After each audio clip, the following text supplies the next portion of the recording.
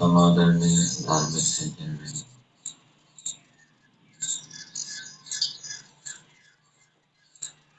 छोटे कामों को करने से आत्मा छोटा नहीं हो जाता, बड़े कामों को करने से आत्मा बड़ा नहीं हो जाता। मूर्ख होने से आत्मा छोटा नहीं हो जाता, ज्ञानी विद्वान हो जाने से आत्मा बड़ा नहीं हो जाता।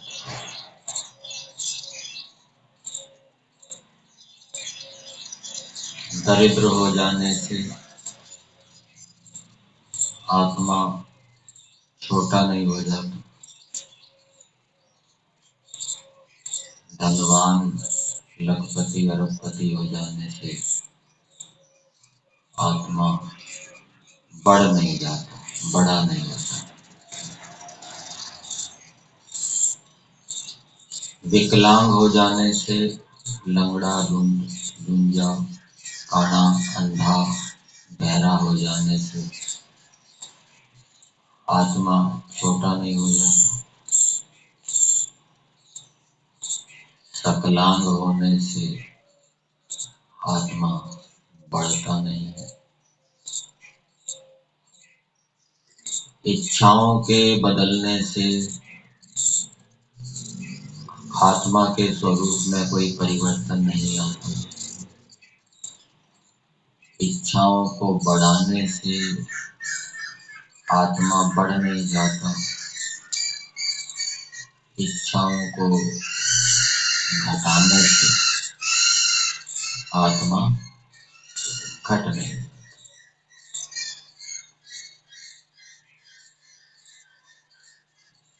अधिक यश के होने से आत्मा बढ़ नहीं जाता, और जिसका कोई यश नहीं है, कीर्ति नहीं है, वो आत्मा छोटा नहीं। संसार के उत्तम से उत्तम, बढ़िया बढ़िया सुखों को भोगने से, चाहे वो सुख सम्मान की दृष्टि से हो, अधिकार की दृष्टि से हो, मित्र साथियों की दृष्टि से हो, संबंधियों की दृष्टि से हो, उत्तम पदार्थों की दृष्टि से हो, उन सुखों को भोगने से आत्मा बढ़ नहीं जाती। और जो दुखों को भोग रहा है,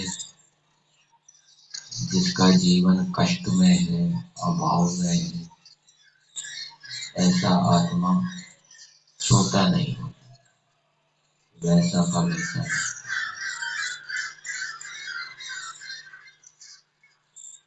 स्वादिष्ट भोजन आदि खाने से वो भोजन आत्मा के अंदर घुलता मिलता नहीं है, आत्मा से पृथक रहता है।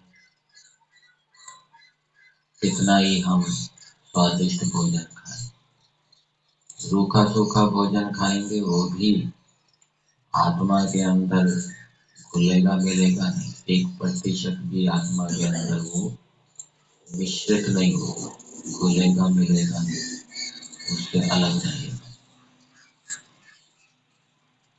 ऐसे ही इंद्रियों के विषय में तत्व ज्ञान, आंख खराब हुई है, आंख कमजोर हुई है, मूल इंद्रिय जो है वो खराब नहीं हुई, वो कमजोर नहीं हुई। हाथ को लकवा मार गया है, पैर को लकवा मार गया है, हस्त इंद्रिय का गोलक, पैर इंद्रिय का गोलक खराब हो गया, लेकिन मूल जो हस्त इंद्रिय है, पाद इंद्रिय है, उसमें कोई खराबी नहीं आई। सुनने में कमी हुई है, बहरापन आ गया है, लेकिन मूल जो श्रोत्र इंद्रिय है वो खराब नहीं हुई। हाथ जल गया है, मूल इंद्रिय नहीं जली। पैर जल गया है, मूल इंद्रिय नहीं जली, मूल इंद्रिय वैसी की वैसी विद्यमान।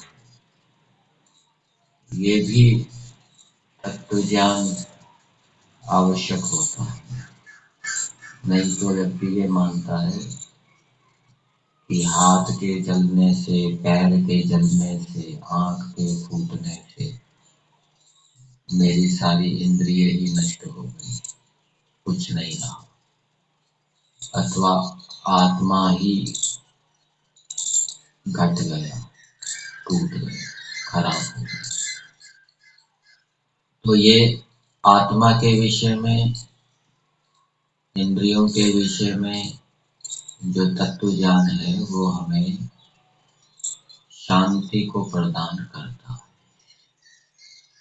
इनके विषय में हमें विचारते रहना चाहिए, दोहराते रहना चाहिए, परंतु उसके साथ साथ जैसे कि पहले भी बताया था, तत्व ज्ञान का कारण क्या है, तत्व ज्ञान का संबंध किससे है? निष्कामता। जो व्यक्ति सकाम है,